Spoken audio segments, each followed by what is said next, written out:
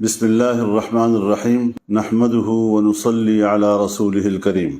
جمعیت علماء اسلام نے ہمیشہ فلسطین اور فلسطینیوں کے موقف کو صحیح سمجھا ہے اور تسلسل کے ساتھ فلسطینیوں کے موقف کے ساتھ شانہ بشانہ کھڑی رہی ہے۔ آج بھی ہم اس بات کا اعادہ کرنا چاہتے ہیں کہ ہم فلسطینی بھائیوں کے ساتھ ہیں، ان کے شانہ بشانہ ہیں، اور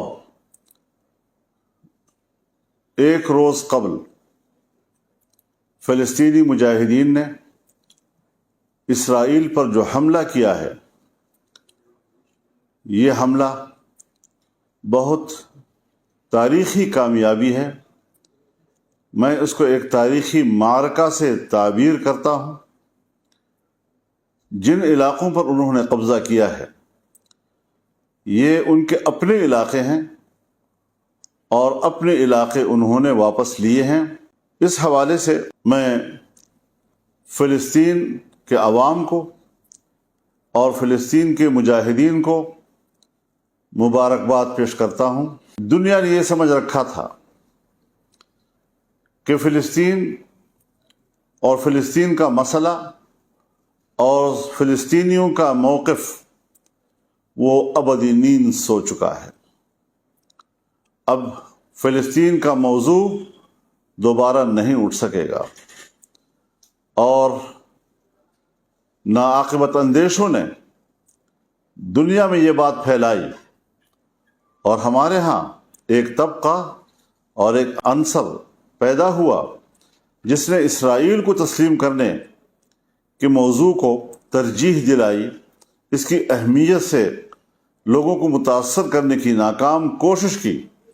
میں سمجھتا ہوں کہ آج اس معرکے نے فلسطین کے مسئلے کو زندہ ہی نہیں کیا، ثابت کیا ہے کہ فلسطین کا مسئلہ مرا نہیں، اور آج اس کی اہمیت آسمانوں کو چھو رہی ہے۔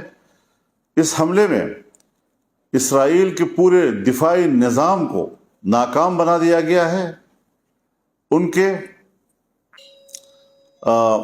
گھمنڈ کو زمین بوس کر دیا گیا ہے، ان کی انٹیلیجنس کو ناکام بنا دیا ہے۔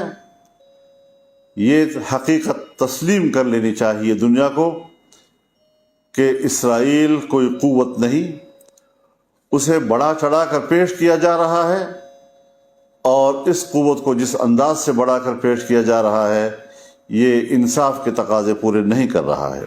میں ساتھ ہی یہ بات بھی اپنے فلسطینی بھائیوں سے اور مجاہدین سے کہوں گا کہ وہ انسانی حقوق کا احترام کریں، اسے تحفظ دیں، اس کا لحاظ رکھیں، بچوں، عورتوں اور عام شہریوں کو گزند نہ پہنچائیں، ان کی زندگیاں تلف نہ کریں، اور دنیا کو بتائیں کہ اسرائیل اور صہیونی جنہوں نے فلسطینیوں کی نسل کشی کی، ان کے بچوں کو قتل کیا، ماؤں کے سامنے قتل کیا، والدین کے سامنے قتل کیا، اور کوئی احترام آدمیت انہوں نے نہیں دکھائی۔ آج ہمیں اس کے بدلے میں یہ ثابت کرنا چاہیے کہ اسلام اور مسلمان کس طرح انسانی حقوق کا تحفظ کرتا ہے۔ اس حوالے سے ہم ضرور فلسطینیوں سے یہ اپیل کریں گے کہ وہ ان انسانی حقوق کے تحفظ میں بھرپور کردار ادا کریں۔ میں یہ بھی کہنا چاہتا ہوں کہ اقوام متحدہ بھی اپنا فرض پورا کرے، 1967 کی قراردادوں پر عمل درآمد کرائے، بیت المقدس کو مسلمانوں کے حوالے کرے، اور اس کو فلسطین کا دارالخلافہ تسلیم کرے۔ ہم اس حوالے سے جو بھی اپنا موقف رکھتے ہیں، اس حوالے سے ہم ایک OIC کا بھرپور اور فوری اجلاس بلانے کا مطالبہ کرتے ہیں۔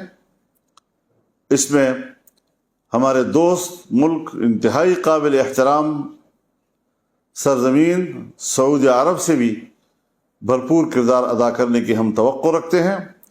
वो फौरी तौर पर OIC का इजलास बुलाए, पाकिस्तान की गवर्नमेंट वो फौरी तौर पर इस हवाले से किरदार अदा करे, ताकि इस्लामी दुनिया बैठकर इन नए मारूजी सूरत हाल को सामने रखते हुए एक नए ज़ाविया नज़र के साथ अपने मौक़िफ़ का तयन करे और मशरिक़ वस्ता में अमन के क़याम को यकीनी बनाने के लिए मनसूबाबंदी करे।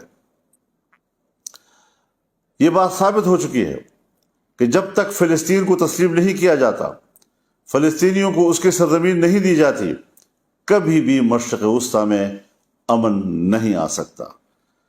इस हकीकत को तस्लीम कर लेना चाहिए और इसी बुनियाद पर हम ये समझते हैं कि हमें अपने रवैयों पे नज़र रखनी चाहिए, अरब दुनिया को भी, पूरी इस्लामी दुनिया को भी।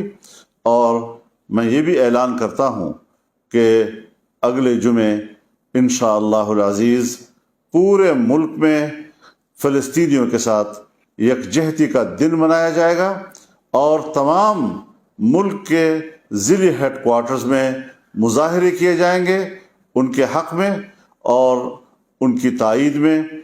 ज़िली हेडक्वार्टर्स से अगर कोई तहसील इतनी दूर हो कि वहाँ उनके लिए पहुँचने में दिक्कत हो, तो वहाँ पर तहसील हेडक्वार्टर्स में भी मुज़ाहरे किए जा सकेंगे।